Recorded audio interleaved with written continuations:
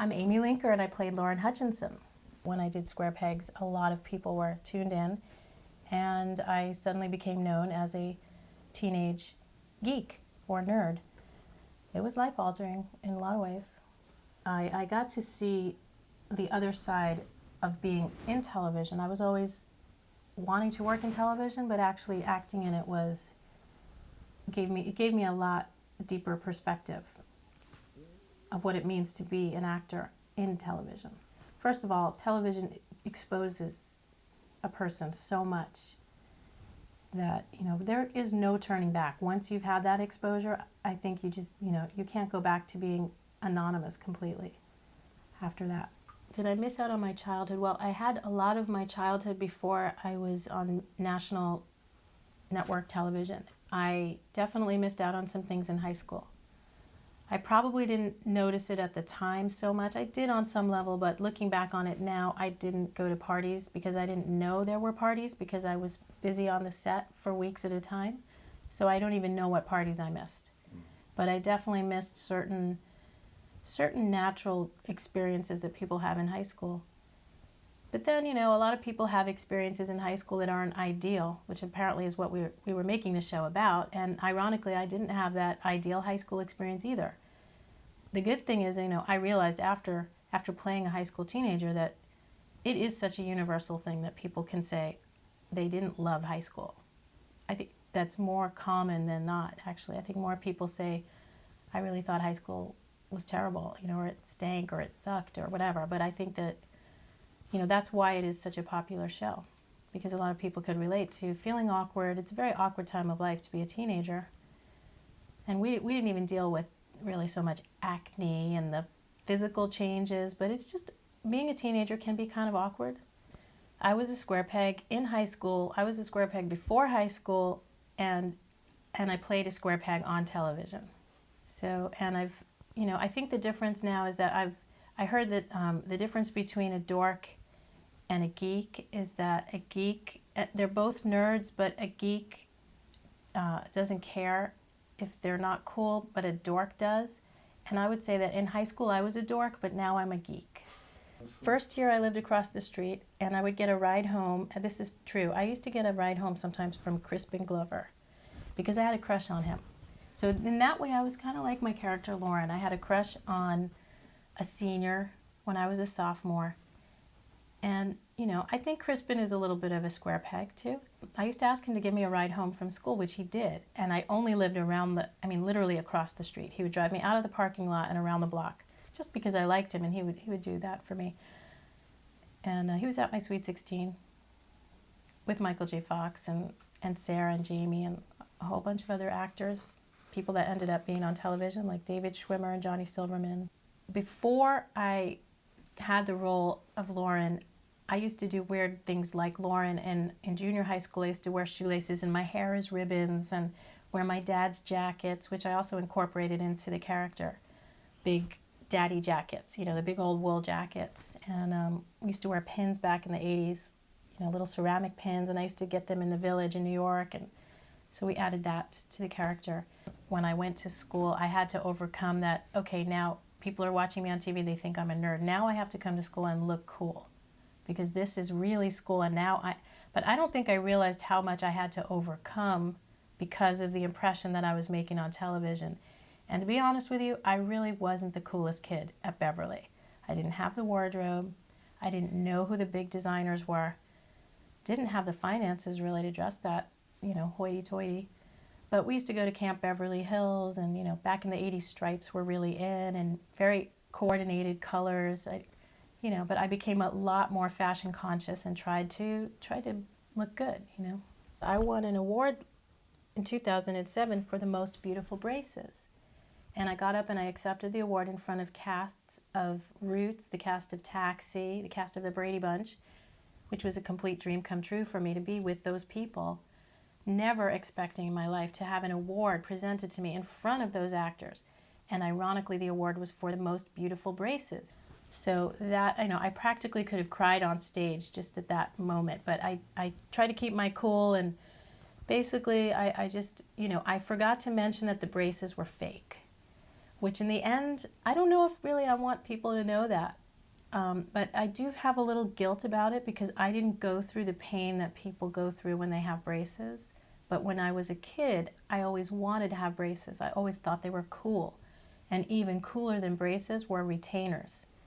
To this day, I still think retainers are cool. Working with Sarah was like, let's say, I don't know how to describe it. Okay, Sarah and I were very close at some points during this show. We were very close. I felt very connected to her, and we even spent time together off the set. Somewhere in my house I have a cassette tape that we made when she ended up spending the weekend at my house. I think her parents went out of town, and we were very giddy and silly. And most of the time I think we just cracked each other up and were fun. You know, we had fun improvising, and we had one scene that I will never forget. Most of the time we were very professional, but this one day we had a scene where we walked into a shot and we had sneakers that had a food prop on them, which was actually supposed to be tuna surprise. It was made of tuna, I think, and macaroni, you know, the kind of mayonnaise consistency. And every time we walked into the shot, we turned over the shoes, part of the scene, to examine the footprints, and the tuna surprise made a very distinctive plop plop sound on the floor, and we just cracked up laughing. We couldn't stop, and we did about 26 takes. I don't know how many takes. We thought it was really funny. We even thought it was funny that we kept cracking up, so that just made us laugh more. But I think we probably annoyed the filmmakers, the grown-ups, because we weren't grown-ups, we were just kids. And that show was a big break for both of us. I do want to say that, you know, Sarah and I definitely bonded when we did some press junkets, and we went through this experience where we're in limousines, you know, flying around the country, meeting executives, and neither of us, you know, and meeting television stars, meeting Gregory Peck, meeting a lot of people, and not ever having done that before, you know, for both of us, it was a new experience. And I think we bonded because of that. Oh my God, K-Rock was so cool in the 80s. Not to say it's not cool now, but that was the station to listen to in the 80s in Los Angeles. And I loved Joe Jackson and Elvis Costello and all the new wave, and Richard Blade and the Police. But Richard Blade opened us all up to that kind of music. Richard Blade from England. And ironically, Richard Blade came to My Sweet 16, which I thought was really cool. After My Sweet 16, I think, is when I opened up my gifts and my cards and noticed that he had brought the lead singer of Berlin to My Sweet 16, Terry Nunn. And I don't know if I realized it when I met her, who she was. She sang the song Riding on the Metro, right? It was very exciting to have Devo on our set. They were very Devo-ish. I don't know how to describe them. They were very Devo. They were Devo. I felt like it was a party that I had an early curfew and I had to leave the party early. That's kind of how I felt. Like there was a party and, you know, I was too young to stay late. I had to go home. That's kind of, it just was premature. Looking back on it though, I mean, my life would have changed even more had it gone on for longer. I would have liked to see my character grow out of the braces and develop into a lovely young woman. That would have been nice, you know. I think they had a lot of potential, so of course I was sad. I mean, you know, I wasn't, but you know, I understand the nature of acting, and you don't always get a long run in a television show. I'll say when I was young and I had to act, nobody could have stopped me. I was one of those kids that, you know, I just knew from a young age that I had to do it. And I didn't know how it was going to happen, but I was inspired by Kristy McNichol. And believe me, I had no idea it was ever really going to happen for me, but I couldn't imagine it not happening. And now that I've become more mature and grown out of childhood, I believe that children should have a childhood and stay in school and experience their youth as long as they can, and not push that, becoming a grown-up and going to work. There's time for that. And I definitely think you miss out. I think people miss out when they grow up too fast. So I would say, you know, I would like to have a long talk with anyone who's thinking about becoming an actor before they're 18. You can call me. I'll give you my MySpace email. I think Sarah and I were having a bad week when we filmed the scene where we actually did And I don't know if it was her method acting or mine or what exactly was going on, but our characters had a falling out when my character breaks her leg. Of course, I loved that because I didn't break my leg in real life. I got to get the cast and all the attention, and her character, is jealous because I'm really taking advantage of the fact that people are helping me and paying attention to me. So I remember kind of being angry at her for some reason, and I don't know what it was, but there was a scene where I just threw the milk at her, which wasn't planned. It was totally spontaneous, and they kept it in. And that's not, nobody knows that, but I don't even know if Sarah knows that. But Sarah, I'm sorry.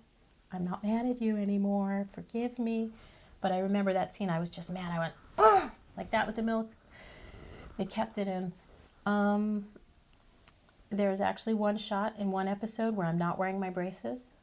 And I noticed that one time watching the show. I said, oh my gosh, they didn't even check. I didn't have my braces. And all of a sudden, for one scene, I smile, no braces.